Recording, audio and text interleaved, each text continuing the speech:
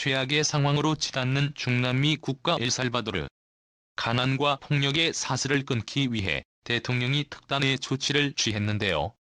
법정 통화로 비트코인을 사용하는 승부수였죠. 하지만 비트코인이 폭락하면서 엘살바도르의 진정한 위기가 찾아왔습니다. 이때 IMF가 엘살바도르에게 파격적인 제안을 했다고 하는데요. 바로 한국 원화를 법정 통화로 도입하자는 제안이었죠. 위기에 몰린 엘살바도르는 이 제안을 심각하게 고려하는 상황이라고 하죠. 한국 원화가 가난한 중남미 국가의 구원줄이 상황에 대해 지금부터 자세하게 설명해 드리겠습니다. 벌거벗은 이들이 모습을 드러냈습니다. 하얀 속옷을 입은 하의만 입은 남자들은 고개를 숙이고 있었죠. 언제 봐도 수백 명으로 보이는 이들은 갱단 소속 조직원이었습니다.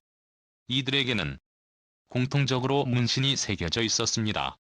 누군가에게는 공포의 대상인 이들 갱단의 충격적인 모습은 엘살바도르 대통령실에서 공개한 사진으로 이들은 모두 교도소에 수감되어 있다는 것을 알리기 위한 사진이었죠.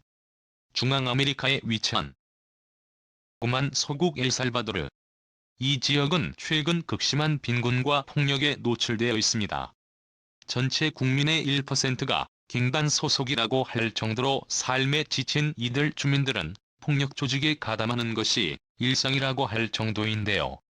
그동안 갱전의 대해원정주의를 드러내며 가난으로 인해 내몰린 이들에 포용하려고 했던 엘살바도르 전임 대통령 로페스 오브라도르는 총탄 대신 포용이라는 모토로 갱단에 대했습니다.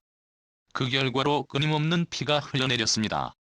갱단의 총으로 인해 목숨을 잃은 일반 국민들이 늘어났으며 교도소에는 넘치는 갱단 조직원을 수용할 공간이 없어 대기표를 끊는 등 나라라고 할 수 없을 정도로 최악의 상황까지 이어졌죠. 라이브 부켈레 현 엘살바도르 대통령은 이러한 사태를 참지 못했죠. 결정적인 사건은 최근 벌어진 62 살인 사건이었습니다. 올해 엘살바도르 수도에서 벌어진 갱단의 대립은 무려 62명의 사망자가 발생하는 비극으로 끝났습니다.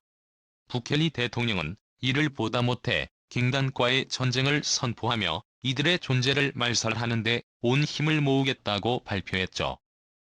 하지만 부켈러 대통령이 선언한 것처럼 이들을 쉽게 제압하기엔 정부 입장에서도 쉬운 일은 아닌데요.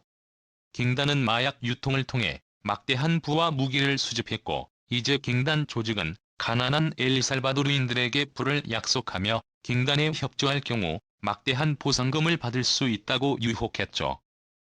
공권력은 거리가 멀고 가까이에 있는 갱단은 보상을 약속하는 마당에 주민들은 자발적으로 갱단의 협력자가 되었습니다.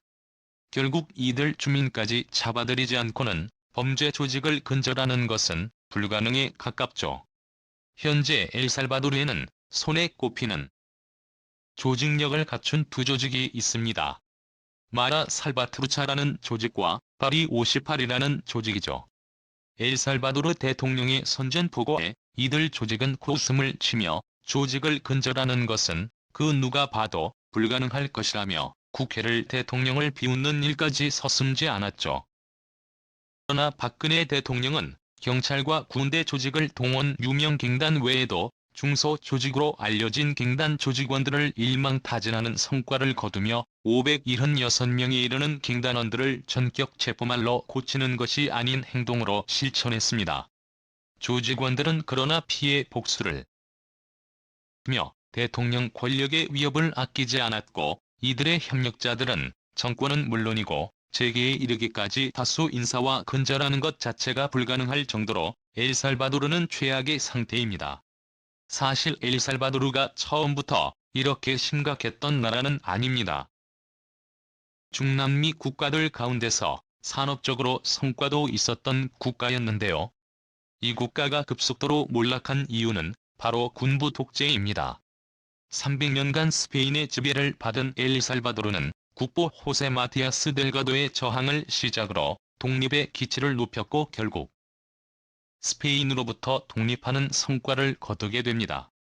화산성 토양에서 자라는 커피는 엘살바도르 경제를 지탱하는 자산으로 독립 이후 커피 산업의 견인으로 경제가 성장했죠. 커피 수출에 힘입어 엘살바도르는 산업 기반을 마련했지만 중도 좌파 성향의 아르투로 아라우호 정권이 독재를 시작하면서 희망은 사라졌습니다. 자신들의 뜻에 맞지 않는 이들을 무자비하게 탄압한 독재 정부에 대한 저항 세력과 군부 세력의 투쟁으로 피가 끊임없이 흘렀고, 이 시기 동안 엘살바도르는 정치되었고 심지어 후퇴까지 되는 수모를 겪었했죠. 이런 배경 덕분에 범죄 조직은 엘살바도르의 본거지를 두고 성장했습니다. 이후 내전이 봉합되고 엘살바도르가 민주국가로 거듭났음에도 불구하고 범죄 조직 청산은 제대로 이루어지지 못하는 결과를 초래했죠.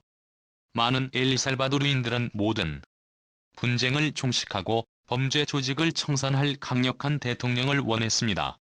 여기에 부응한 대통령이 바로 젊은 나이에 대통령이 된 나이브 부켈리 대통령이었습니다. 그에게 당면한 과제 중 가장 시급한 것은 경제였습니다. 경제학자들이 재앙이라고 깔 정도로 엘살바도르 경제는 파탄 직전이었는데요. 그는 획기적인 해결책을 제안 이것을 실행에 옮깁니다. 바로 법정 통화를 비트코인으로 지정한 둥지를 감행한 것이죠. 경제가 안 좋은 엘살바도르. 기존 법정 통화는 가치가 제로에 가까웠지만 부켈레 대통령은 당시 떠오르는 화폐인 비트코인의 가능성에 주목한 것인데요. 그는 국가 최초로 비트코인을 법정 통화로 인정했습니다. 모든 엘살바도르 국민은 비트코인 지갑을 보유하게 되었죠. 그 결과는 참담했습니다. 비트코인을 법정 통화로 지정했을 당시만 하더라도 비트코인 가격이 매우 높은 가격대였기에 신의 한 수라는 평가를 받았지만 시시각각 바뀌는 비트코인 가격에 엘살바도르 물가가 심하게 흔들렸습니다. 비트코인을 이용할 수 있는 정부 전자지갑 15를 이용한 국민은 대략 300만 명. 전 국민의 45%만이 사용했는데요. 이 직업에는 기술적 결함도 있을 뿐더러 사기에 취약한 것으로 알려져 이를 악용한 범죄가 끊이지 않았습니다. 심지어 비트코인 가격이 폭락하면서 엘살바도르 기업과 가계의 재산 손실이 막대한 곳으로 들어가면서 한 국가의 재를 투기 자산으로 치환한 것에 대한 비난이 속출했습니다. 경제학자들은 물론이고 국민들도 대통령에 대한 불만을 토로했죠. 이에 대통령은 SNS에 자신을 엘살바도르의 독재자라고 칭하며 비트코인을 반대하는 이들을 국민들이 아니라고 매도. 심지어 폭락이 이어졌음에도 불구하고 비트코인을 추가 매수해 살바도르 경제를 더욱 위험하게 만들었습니다. 이를 보다 못한 IMF가 엘살바도르에 대한 경고에 나섰습니다. 국제통화기금은 비트코인의 법정 화폐로 채택한 것을 되돌리고 본래 엘살바도르 화폐를 사용하거나 한국 원화로 바꿀 것을 권유했죠. 하지만 엘살바도르 대통령은 IMF의 주장을 듣지 않았습니다. 알레한드로 셀라야 엘살바도르 재무장관은 방송을 통해 국제기구의 제안은 월권행위라고 비난하며 요청을 묵살했죠. 엘살바도르는 보란듯이 한술 더 떠 비트코인 채권 발행까지 단행했습니다. 엘살바도르의 만행과 독단적 행동을 그 누구도 제어할 수 없을 것처럼 보였지만 최근 엘살바도르는 지속적인 비트코인 폭락에 정신을 차린 모습을 보였는데요. 비트코인 도시까지 구상하던 부켈러 대통령은 최근 자신의 계획을 취소했죠. 심지어 엘살바도르가 발행한 비트코인 채권에 대해서도 미국 내에서 부정적인 평가가 잇따라 나오자 태도를 바꾸는 모습을 보였는데요. 마이클 세일러 마이크로 스트래티지오는 엘살바도르 비트코인 채권 상품에 대해 지극히 부정적이라는 의견을 밝히며 구입하지 않는 것을 추천한다고 밝히기까지 했죠. 결국 엘살바도르는 비트코인 채권 발행을 나중으로 미뤘습니다. 10억 달러 규모의 비트코인 채권까지 미룰 정도로 엘살바도르에 대해선 IMF의 조언에 귀담아들을 필요가 있다는 의견이 나오고 있죠. 특히 안정성이 확보되지 않은 비트코인 대신 한국 원화를 사용하자는 주장이 힘을 얻고 있습니다. 한국에 보여주는 놀라운 성과와 원화의 힘이 과거와 달리 달라졌기 때문에 가능한 일인데요.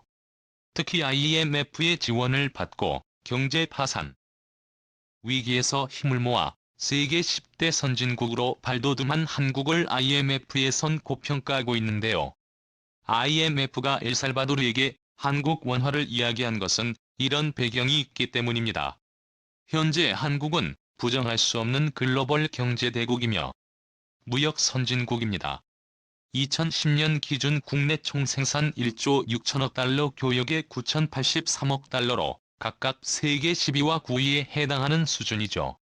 S&P 기준 국가 신용등급은 1을 기록하고 있어 유럽연합과 영국과 같고 일본, 중국보다 더 우수한 수준입니다. 또 수혜국에서 공적으로 바뀐 유일한 국가이기도 합니다.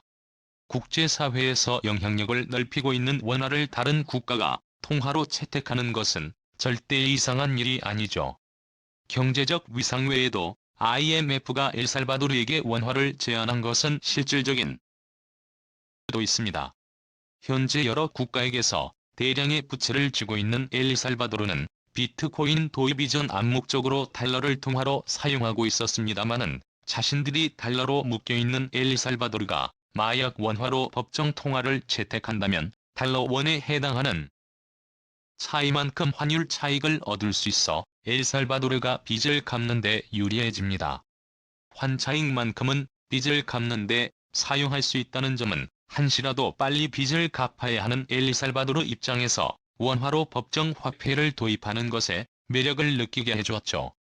한국에 대해 좋은 인식을 가지고 있는 엘살바도르 국민들 역시 이미 비트코인의 지렛대로 질렸기에 환율이 완전한 한국 원화 도입에 긍정적인 반응을 보이며 환영했습니다.